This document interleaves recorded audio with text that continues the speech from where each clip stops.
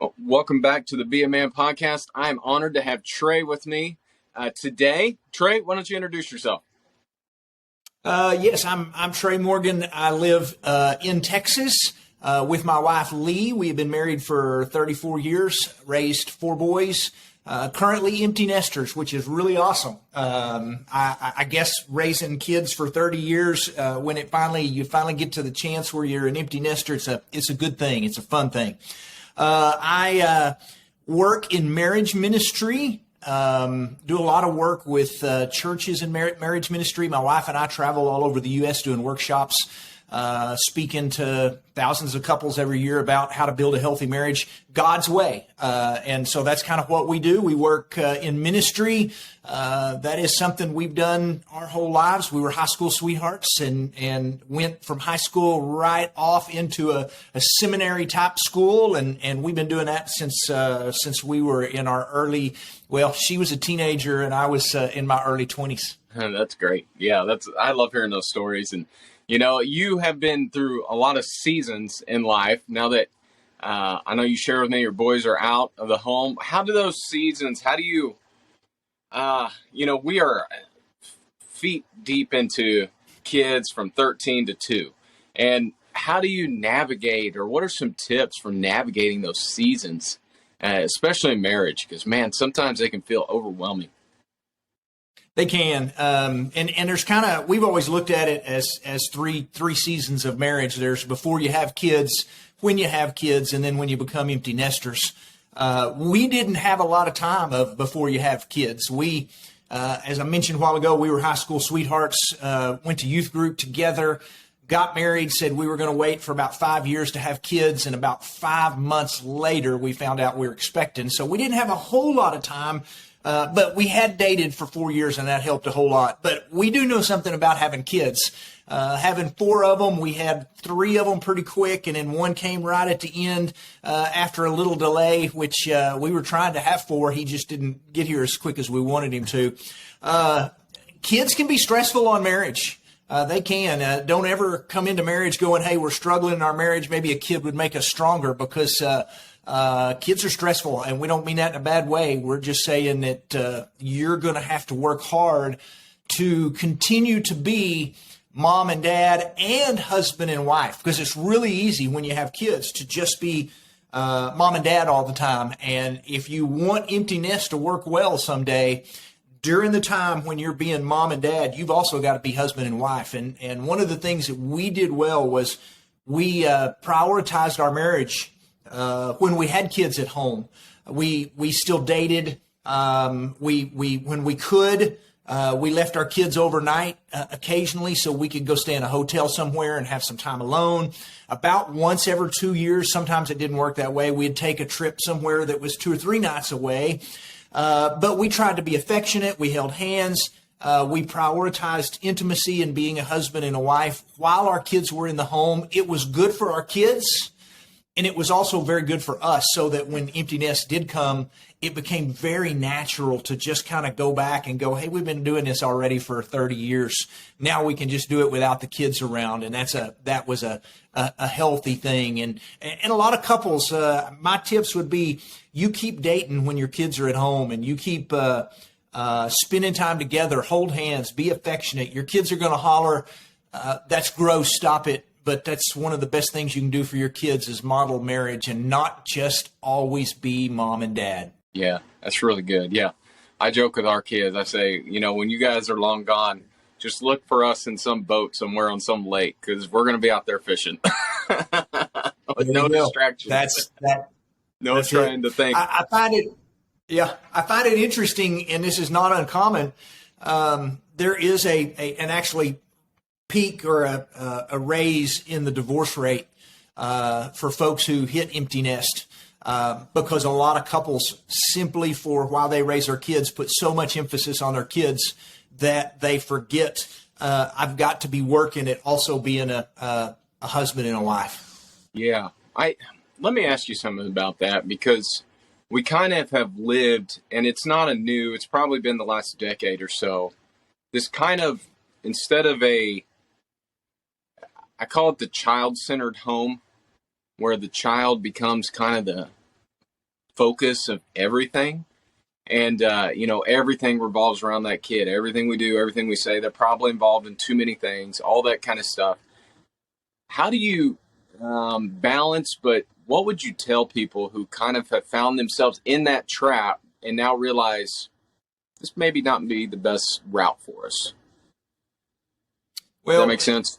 No, that's a good question. One of the amazing things about 2020 was it made families quit doing so much, and kids dropped out of Little League, which I like Little League. Kids couldn't go do this and that. And all of a sudden families started playing board games and riding bicycles and going for walks and having movie nights together. And that was so healthy. And our hope and dream was when the shutdown kind of quit, that families wouldn't go back to just being so busy that they didn't have any home time. And one of the best things, you said it right, we let our kids, instead of doing one or two things, let's get them involved in four. And we find ourselves being the PTA mom and dad and the taxi and the coach, and none of those things are bad unless it puts stress on our marriage, where we're dropping in bed every night with no time and no energy for our spouse.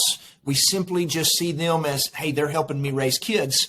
And that's just not healthy to do in a family. I think it's natural that we as parents come along and we want the best for our kids. And it's not that we try to neglect our marriage. That's just the thing that gets neglected.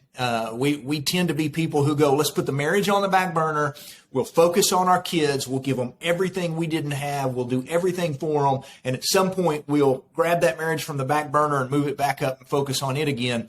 And a lot of marriages have, they get to that empty nest, and they also have an empty marriage because they have done that and they haven't prioritized. We also have to be married, not just mom and dad. Sure. Yeah, that's really good. I think there's a lot of people who find themselves trapped in that kind of, I don't know, spiral. There are. Almost, and they're just wondering, what do I do? And that's a huge, I think, problem we're seeing now, and have seen for the last several years. And then, like you're saying, they become empty nesters and they don't know what to do with themselves. And I think part of it too is that they have forgotten how to have fun together. And I wonder, what do you guys do for fun? Like, what are some of those things you guys do to make it enjoyable and fun and all that kind of stuff? Which I know it's probably a little different now for you than before, but it is. When we had kids, we worked hard to find time. There were things we did as a family. We love baseball. We're huge Major League Baseball fans, and we have gone to loaded up, taking all our kids to baseball games, and we've played baseball together. And so those are all things we did as a family. But prioritizing things, Lee and I just made an extra effort to make a weekly or biweekly date night something that we did not let get lost in our schedule. Sometimes that meant all the kids are in school and we're gonna go have lunch together. We would use that for childcare. This would be we'd have a date lunch because our community we live in is small enough where we could go have lunch together.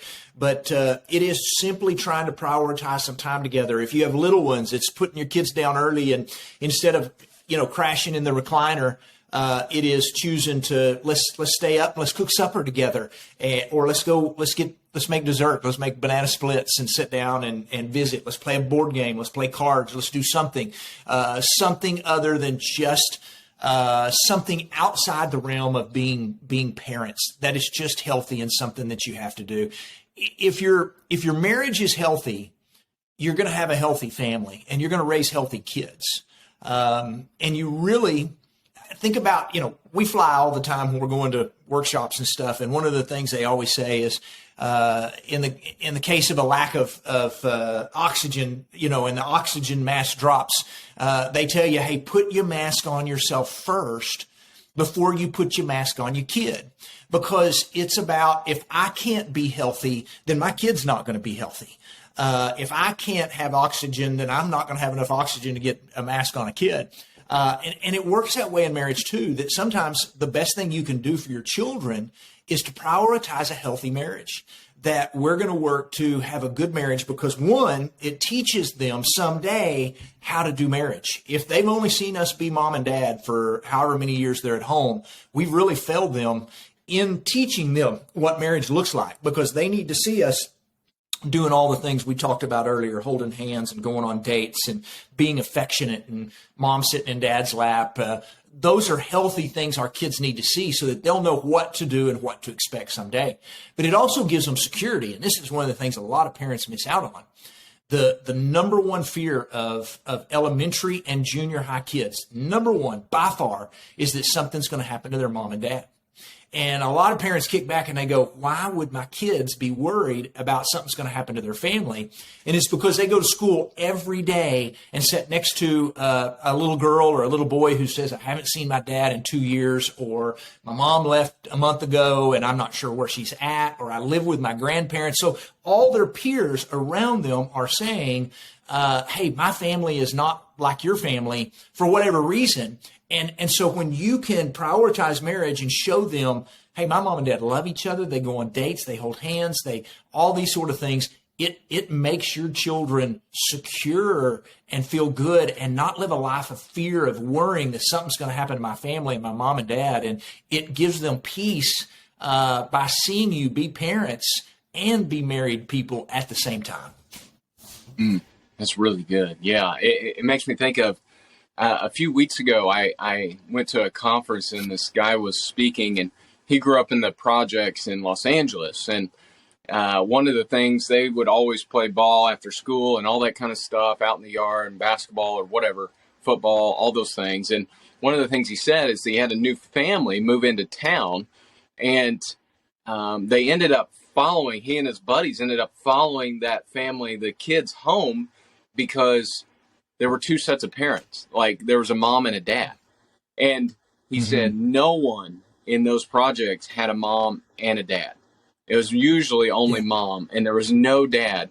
And to see that, I think it speaks to what you're saying there, that health that they see, and that that you're on that mission together, I guess, that you're doing it together. It's just huge. And I think we have entered a fatherless epidemic, if you will, in our culture. That's a good word for it. Yeah, that's a really good word for it. Yeah. It just explains a lot of what we see. And it's frustrating, but I'm hoping that there's going to be some pushback on that here coming. Yeah, me too. Because fathers play a massive role. And I know that's your audience. And if you're a dad out there listening, you do not realize how much power you have in helping your kids succeed in life. When a child has a father that plays a role in his life and is there, the odds for everything from success financially, physically, emotionally, relationally, just goes through the roof. I read the other day that 70% of high school dropouts came from fatherless home. 80% of all the people incarcerated in Texas, where I'm from, I've looked this up, came from fatherless homes. 80%. That ought to tell you something. 90% of, I can't remember, I believe it was suicide attempts from teenagers were from fatherless homes. And it's just, fathers play such a massive role in the health and well-being of their children. And don't let anybody tell you any different than that, because, man, fathers are so needed in our world today. Yeah, there's just, those stats are amazing. You've hit on fatherhood there. So let's go down that route a little bit, and, about manhood, all those types of things. So first off, how has faith played a role in not only your marriage, but you as a husband? Well, we feel, my wife and I feel that our marriage is stronger because we've added God to it.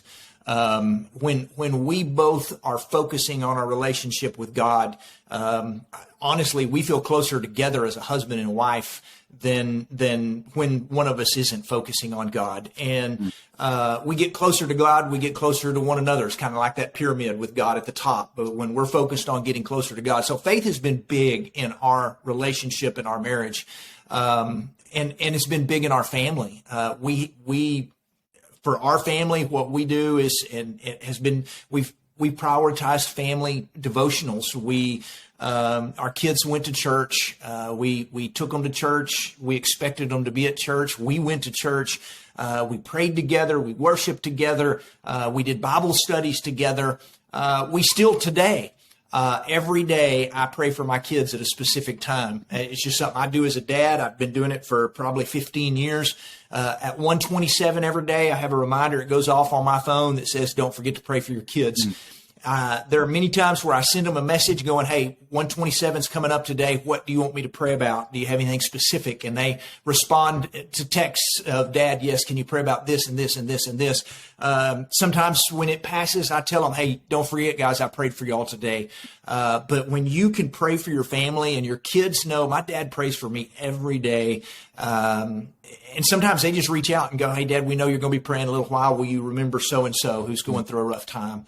And so faith has got to be a big thing, and it's got to be modeled in the parents, or the kids aren't going to pick it up. You can tell your kids all day long, hey, we believe in God, and God's number one in our life. But if they don't see it in your life, it's not going to be in their life either.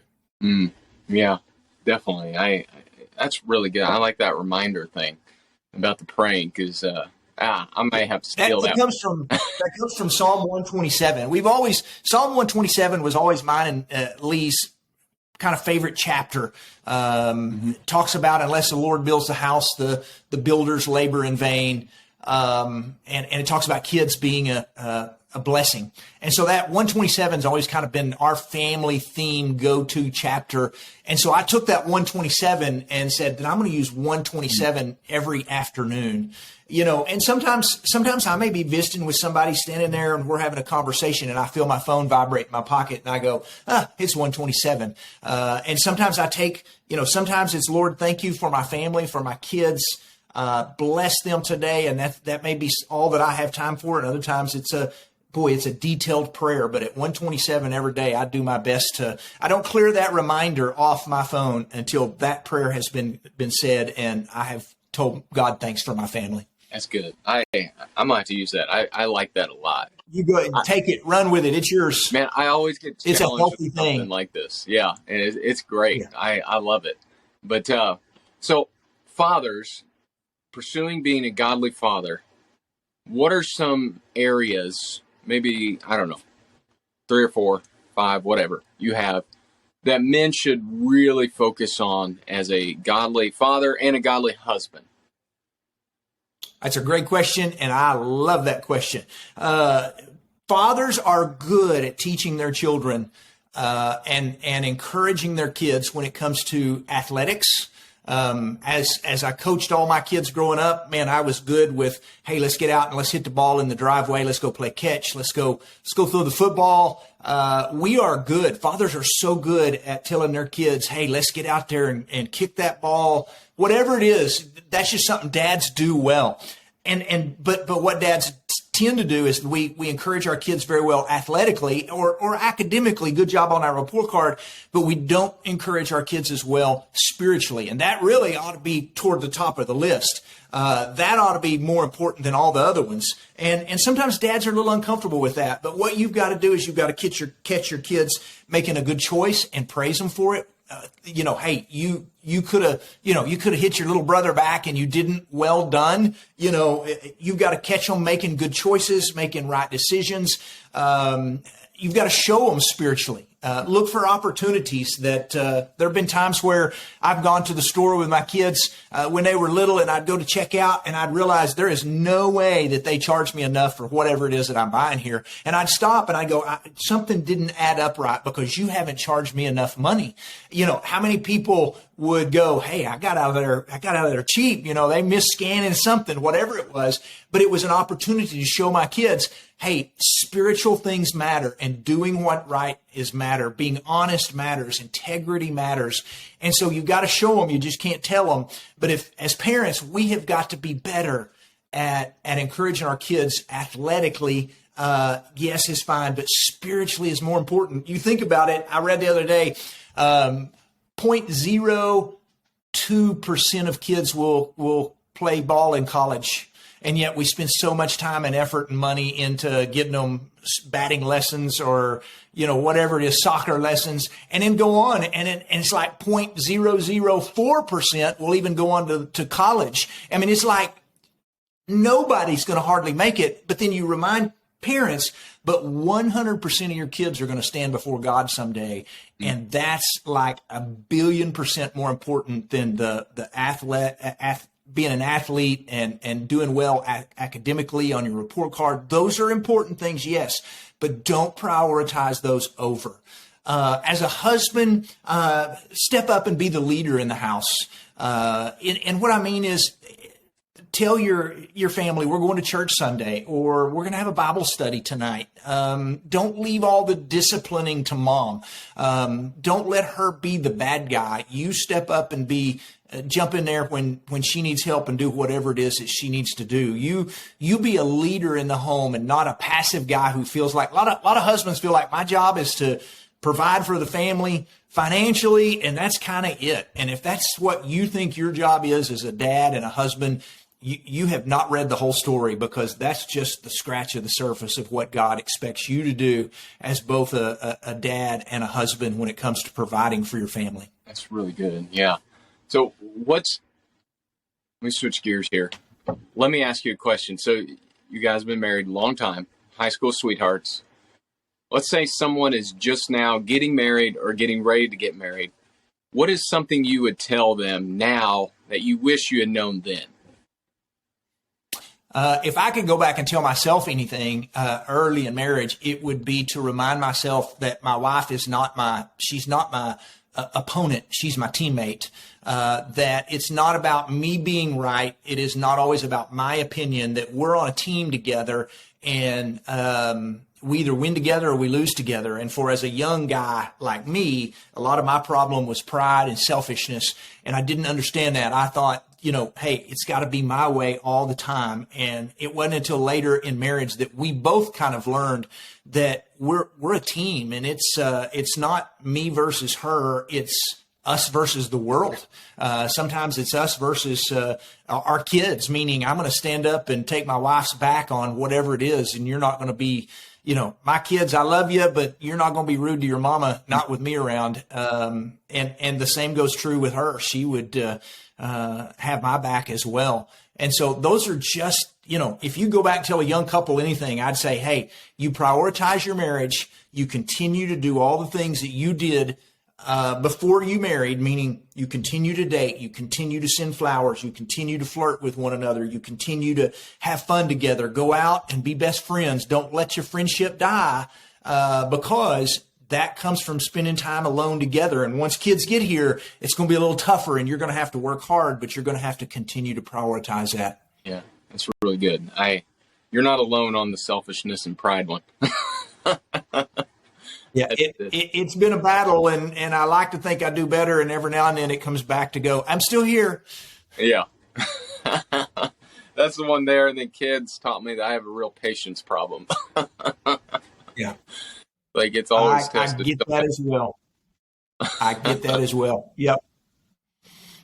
So, you guys do a lot of conferences. You guys do a lot of, seminars type things. Where can people learn more about those things, or, what do those look like? Sure. We do weekend workshops, usually Friday night and Saturday, sometimes just on Saturdays. They're about 5-hour workshops. And they're just a good punch in the arm. And I mean that in a good way. It's just hey, you got this. We're going to remind you why marriage matters and why it's so important. Because if you build a great marriage, when you get in your 80s and you look across the room at your spouse and say, we did it, you not only have blessed yourselves, but you have blessed your children and your grandchildren, and it will have made it worth it. And so that's kind of our idea. Our marriage workshops are not, nobody has to say anything. We don't break into small groups. They're fun. We use a lot of humor, and you can find out more about them at treyandlea.com, or you can Google Trey and Lea, and I promise you it'll take us to our landing page. We are on Twitter, Instagram, Facebook. We have about 500,000 followers on social media that we use to kind of just get the message about healthy marriages. And so a lot of people think that marriage workshops or marriage retreats are for couples that are having problems, and that's really not true. In fact, we find it really interesting. We think it says a lot that most of the couples that come to our workshops are not having problems, meaning that couples who are doing well prioritize continuing to do well. They don't wait until their marriage is struggling to go, well, we need to do something. Their marriage is good, and they go, we still need to go to a workshop, and we still need to go to a marriage retreat. We need to read a marriage book or listen to a marriage podcast. Couples with strong marriages are the ones that show up at our workshops in droves, and we're inspired by them. We do have couples that show up that are struggling, but I'm telling you, couples who have figured it out that we're not going to wait until our marriage is struggling to get help. We're gonna learn and grow while things are going good are the ones that don't have as many struggles and hard times. Yeah, that's really good. That's really cool to hear too. I like to ask this, but let's say this has been my experience. Wives tend to be very excited about going to these things. Husbands tend to be not as excited or wonder what's the point or any of those things. So what would you say to that husband that may be on the fence, but he knows his wife really wants to go? I would say go. It'll be the best thing you did. It will bless your marriage. Husbands are, I'm one of them, so I get this. Husbands are guys that don't like to rock the boat. You know, why, is there something wrong with our marriage? Why do we need to go? And once they go, we have the best following of men to our workshops who have been once. They're the ones that want to come back because once they've gone, they're like, this was great. I didn't realize this was what it was going to be. And I got tickled the other day. We had a lady that had said, I had to twist my husband's arm to get here. And then it was over. He leaned over and said, aren't you glad that I talked you into coming? This is so good. And she was like, wait, what? And so if you go and you try it, they are really, really good. They bless your marriage. They make things stronger. And I will throw this out. Since husbands are listening, I got to say this because I am one of you. And we talked about the pride thing a while ago. Husbands are the worst because men are the worst with the, hey, let's just put everything under the rug. Let's pretend like, you know, she hasn't been going. Let's go to a workshop. Let's pretend like we don't have any problems and we'll just go on. And what happens is you get down there to where your wife kind of, man, it's hard to say, but sometimes you get down to where your wife goes, hey, I think I'm done in this marriage and it's not working. And that's when husbands reach out to us and they go, hey, my wife's trying to check out what I need to do. And we find out she's been asking for 2 or 3 years now to do something. And you've waited until the little boat got to the waterfall to go, I guess I need to pick up my paddle and start rowing. Don't wait until the boat gets to the waterfall. Start rowing upstream, and it makes getting fixed things a whole lot easier. Yeah. If that's one message I could give to husbands right now is don't wait. If your wife has been saying, let's read a marriage book, let's read a marriage podcast, or listen to a marriage podcast, let's go to a marriage retreat. If you've been kicking her off and going, hey, we're fine, we don't need that, somewhere down the line, there's going to be a point to where you're going to go, ooh, we're in trouble. And you're going to wish you had listened to her earlier. I hate the stat that says about 70% of divorces are initiated by women. And a lot of men go, hey, that just tells you women are weird. No, that tells you that they have been asking for men to step up for years, and they hadn't done it until they finally get fed up with it. And then generally the man goes, okay, I'm ready to step up now and do something. Don't be that man, because I meet a lot of them out there. I can say it because I am one of those guys. Don't be the guy who waits until the very last to step up and go, okay, what do I need to do to save my marriage? Start working on your marriage before it gets to the waterfall. Really good. Yeah, that's really good. Sorry, I didn't mean to preach. Yeah, that's really good, man. I think a lot of guys need to hear that, because if you get to that point, then it's almost too late. And it's not ultimately too late, but it's going to be a lot harder. And it is. It is. There's just been too many people sitting across the table from me, and I'm like, man, how did you guys get to this point? And That's right. I know you've done that too, and you know what I'm talking about there. But so at the close of my podcast, I like to give you an opportunity to give the guys some kind of challenge for this. It can be for the week, for the year. It's totally up to you. It can be simple. It can be complex. It doesn't really matter. Just give them some sort of challenge. I'd absolutely love to. Guys, you were the one who planned the dates before you got married. When you were falling in love with your wife, you were constantly going, are you free Friday? Are you free Saturday? Can we do something together tomorrow? You were constantly going, can I take you to eat tomorrow? And then you get into marriage and all of a sudden guys are like, well, you know, your wife says, can we go on a date? And you're like, well, just let me know when. And if I can get free, I'll be there. You step up, be the guy who goes, when's a good time this week for us to go on a date? Or in the next 2 weeks, do we have a night clear that we can go out?